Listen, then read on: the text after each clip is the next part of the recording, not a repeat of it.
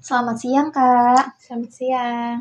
Kakak gimana kabarnya hari ini? Alhamdulillah baik. Ya, sebenarnya kita sudah buat janji ya kalau akan melaksanakan konseling. Dan saat ini saya sedang melakukan home visit ke rumah kakak untuk melakukan sesi konseling. Nah, boleh kita perkenalan dulu ya biar lebih akrab. Ya. Ya, saya dulu mungkin ya. Saya Meli Juwita, boleh panggil Meli saja, sebagai konselor di sini yang akan menangani konseling kakak. Boleh perkenalan diri terlebih dahulu? Nama saya Maila Fatima. Saya bisa dipanggil Maila aja. Oke, saat ini kakak masih sekolah? Masih. Kelas berapa? Saya kelas 12 SMA. Oh, bentar lagi lulus ya? Iya. Sekarang sudah libur atau masih sekolah? Masih libur akhir tahun. Oh iya, oke. Kamela sebelumnya sudah pernah mengikuti konseling? Saya tahu dari BK aja sih, tapi belum tahu itu konseling apa. Cuman pernah dengar-dengar. Oh, oke. Ya, di sekolah ada ya? Iya. BK. Ya, saya izin jelasin dulu konseling itu apa biar Kamela juga ngerti nih. Jadi, konseling itu merupakan bantuan yang diberikan oleh seorang konselor kepada konseli. Nah, di sini konselor itu nih saya berperan sebagai konselor dan juga Kamela sebagai konselinya atau klien gitu. Konseli atau klien. Dimana saya membantu Kamaila untuk mengentaskan permasalahan yang sedang Kamaila hadapi atau yang sedang Kamaila rasakan. Permasalahannya itu permasalahan sekarang ataupun 3 bulan ke belakang gitu, yang sampai saat ini masih mengganggu perasaan Kamaila gitu. Masih mengganggu perasaan dan juga bingung mau gimana cara menyelesaikannya. Dan di sini saya membantu untuk mengentaskan permasalahan tersebut dan juga membantu Kamela agar bisa mandiri ketika nanti dihadapi permasalahan yang sama seperti ini. Nah, di konseling juga Kamela nggak perlu khawatir kalau ceritanya itu akan tersebar karena di sini saya memegang asas kerahasiaan dan saya akan menjaga segala informasi yang disampaikan oleh Kak Maila. Jadi segala cerita yang Kak Maila diutarakan itu jangan khawatir kalau ceritanya bakal tersebar luaskan. Dan di sini juga saya berharap Kak Maila terbuka gitu agar kita bisa nih menggali dan juga menemukan akar permasalahannya itu apa. Sehingga kita bisa sama-sama menemukan solusinya. Dan juga di konseling ini harus sukarela gitu. Dalam artian Kamel ini nggak merasa terpaksa untuk menceritakan permasalahan ini. Baik. Nah, sampai sini bisa dipahami? Bisa. Paham. Oke. Nggak ngerasa terpaksa ya? Enggak. Alhamdulillah kalau nggak ngerasa terpaksa, insya Allah untuk sesi konselingnya bakal terbuka juga, bakal mudah gitu kalau Kamela sendiri ngerasa ingin menceritakannya. Oke, sebelumnya kita berdoa terlebih dahulu agar memudahkan sesi konseling kita hari ini. Berdoa mulai.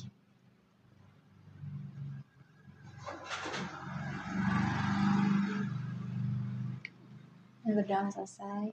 Semoga sesi konseling ini dimudahkan oleh Allah dan juga kita bisa bersama menemukan solusinya. Boleh diceritakan Kamela ingin menceritakan apa saja? Saya di sini tuh lagi mengalami kayak pelecehan gitu ya, tapi di digital.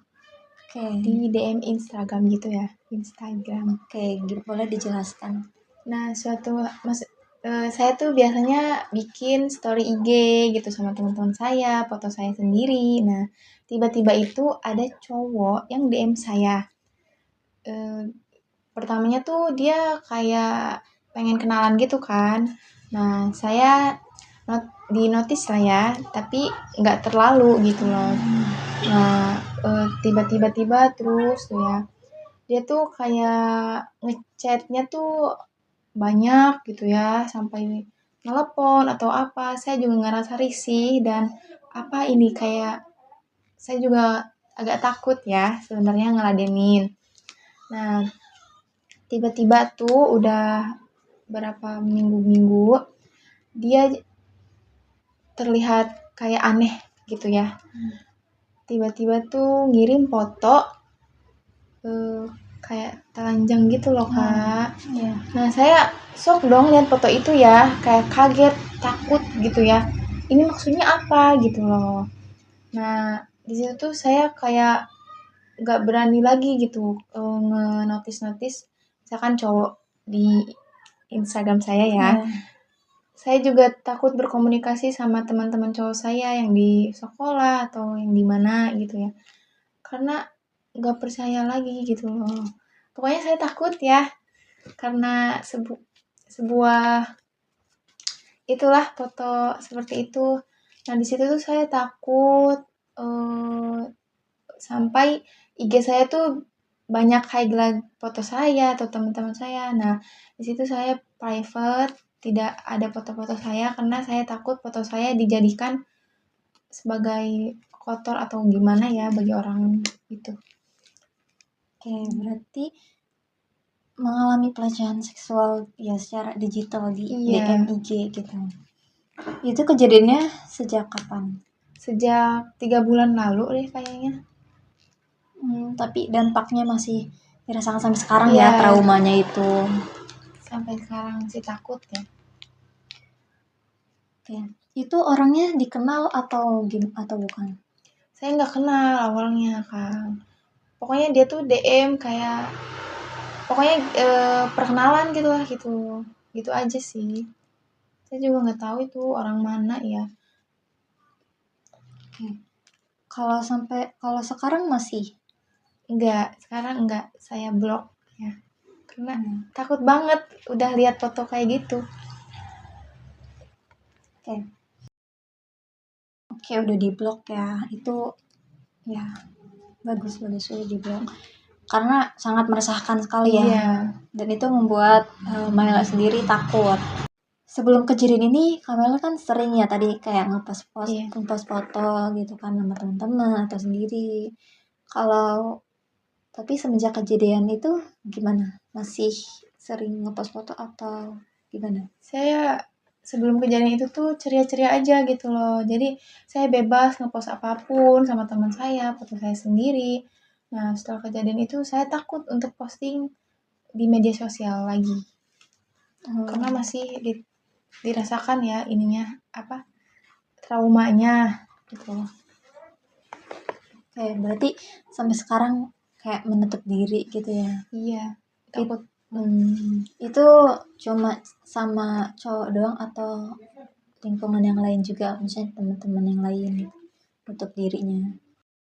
Saya nutup dirinya tuh cuman ke cowok doang ya kan kalau ke cewek sih nggak mungkin gitu. Nah, dari kejadian itu ada cerita ke teman gitu atau keluarga? Enggak sih, saya agak malu ya nyeritainnya apalagi ke orang tua gitu. Pokoknya malu sama takut juga. Berarti belum menceritakannya ke siapa-siapa gitu ya? Iya, saya belum cerita. Tapi untuk meluangkan hati saya ingin bercerita kepada kakak. Oke, ya nggak apa-apa. Itu bagus banget diceritain karena kita nggak boleh memendam permasalahan yang sedang kita hadapi. Karena itu bisa juga berdampak ya buat kesehatan mental kakaknya. Dan juga dengan menceritakan hal tersebut, kita bisa cari solusinya bareng-bareng nih. Gimana caranya biar Kamaila nggak takut lagi karena kejadian masalah tersebut. Ya bagus menceritakannya di konseling ini.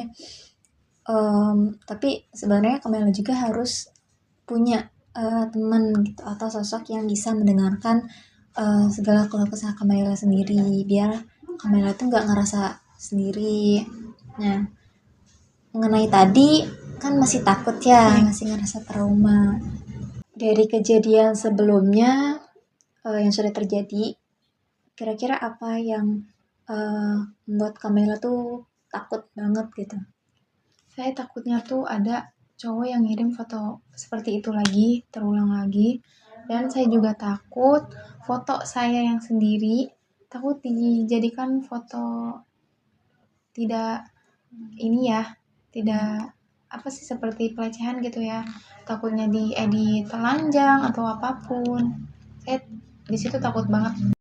Dari ketakutan tersebut, apa yang sudah Kamela usahakan biar nggak ngerasa takut lagi gitu? Saya sebenarnya terus banyak berdoa ya. Kejadian itu supaya tidak terulang lagi dan saya juga harus percaya diri juga.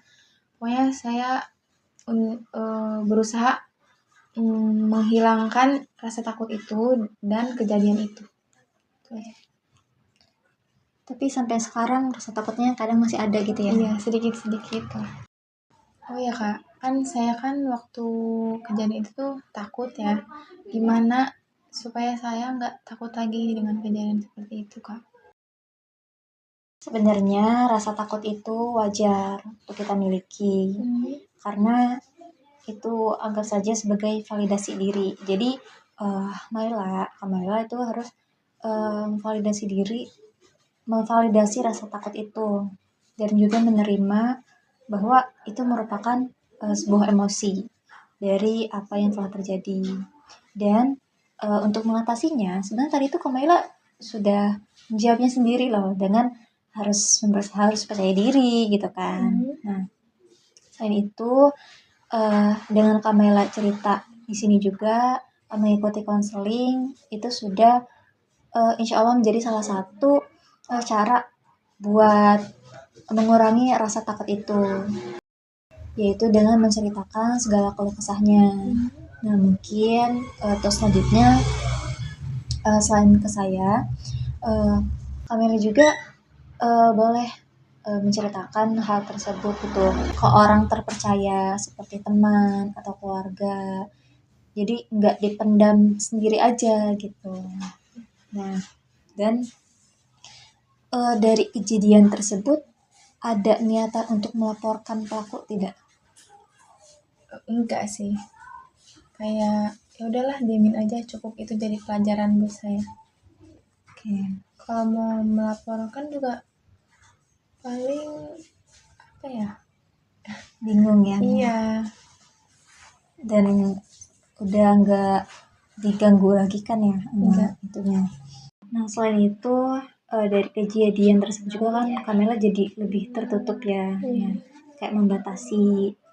Itu juga sebenarnya merupakan bagian dari solusi, dimana solusi untuk biar nggak kejadian tersebut lagi gitu. Sebenarnya apa yang udah dilakukan Kamela ini itu sudah dapat gitu solusinya, mulai dari ya harus menerima perasaan takut tersebut gitu, dan tinggal mengelola rasa takut tersebut gitu. Tadi dengan membatasi diri gitu kan, dalam artian apa ya, harus bisa mengelola media sosialnya gitu. Tapi permasalahannya tadi dampak lainnya juga jadi kurang interaksi gitu ya dengan orang sekitar, apalagi laki-laki gitu. Sebenarnya kita itu tidak boleh mengeneralisasikan karena dari kejadian tersebut kan jadi takut itu sama laki-laki. Padahal yang bersalah satu gitu kan, yang kena dampaknya semua orang, semua laki-laki gitu. Kamela harus berpikir positif, dalam artian nggak semua laki-laki seperti itu. Dan rasa khawatir itu kan pasti ada karena dari kejadian tersebut yang membuat trauma gitu. Tapi harus yakin juga kalau kayak nggak semua laki-laki seperti itu gitu. Dan Kamela juga harus terbuka lagi, harus bisa ceria lagi. Buktikan kalau Kamela itu kuat, dan buktikan kalau Kamela itu kuat, dan juga harus bisa menghadapi permasalahan lain juga gitu. Nah, sekiranya nih dari setelah ini, jika terjadi hal seperti itu lagi, Kamela sendiri sudah bisa memikirkan belum harus melakukan tindakan apa aja? Sejauh ini saya baru memikirkan kalau saya tuh bakal membatasi diri saya di sosial media, dan jika ada orang yang mengirim pesan kepada saya, orang tidak dikenal itu, saya tidak akan menanggapinya. Oke, dari yang sudah disampaikan tadi, tentunya ya itu suatu perkembangan ataupun solusi yang sudah didapatkan nih oleh Kamela sendiri. Tapi saya ingatkan juga untuk tetap berinteraksi dengan orang lain, dan juga hati-hati jika jika berinteraksi dengan orang lain gitu. Pokoknya dari kejadian tersebut itu menjadi pelajaran buat Kamela untuk lebih berhati-hati dalam berinteraksi dengan orang lain, apalagi di media sosial. Dan tadi sudah dapat juga nih kan solusinya, kalau harus maksudnya membatasi diri dengan orang lain yang tidak dikenal di media sosial. Pokoknya lebih hati-hati lagi, bijak menggunakan media sosial. Dan juga tidak mengeneralisasikan bahwa pria itu salah gitu kan, maksudnya jangan takut lagi gitu. Nggak semua laki-laki itu seperti itu. Nah, untuk sampai saat ini Kamela sendiri masih ada mengganjal nggak perasaannya gitu? Saya sudah cukup agak lega ya kalau sudah cerita, jadi nyaman lah gitu. Lega intinya. Ya, saya harap Kamela juga bisa lebih mandiri lagi menghadapi masalahnya dan bisa lebih kuat gitu. Dan tetap harus punya support system nih dari teman-teman, dari keluarga, bangun juga interaksi dengan mereka. Kalau ada permasalahan, jangan dipendam lagi, langsung saja ceritakan. Karena tadi solusinya sudah dapat gitu kan, Kamela juga sudah merencanakan apa yang mau direncanakan, apa yang mau dilakukan. Untuk konseling ini apakah dicukupkan atau masih ada lagi? Mungkin cukup ya, hanya itu saja yang bisa saya ceritakan dari pengalaman saya. Saya juga udah lega, dan intinya saya terima kasih ya untuk kakak yang sudah menanggapi masalah saya. Ya, pokoknya buat Kamela tetap semangat juga, semangat sekolahnya, dan juga nanti semoga bisa menentukan pilihan juga untuk kedepannya. Dan sukses terus ya buat Kamela. Saya juga terima kasih karena Kamela sudah bersedia menyampaikan permasalahannya, menceritakan segala keluh kesahnya, dan itu tentunya menjadi pelajaran juga buat saya dan juga buat Kamela untuk bisa berhati-hati dalam menanggapi atau berinteraksi dengan orang lain, terutama di media sosial. Nah, mungkin kita cukupkan ya sesi konseling pada hari ini. Semoga apa yang tadi saya tanggapi dan juga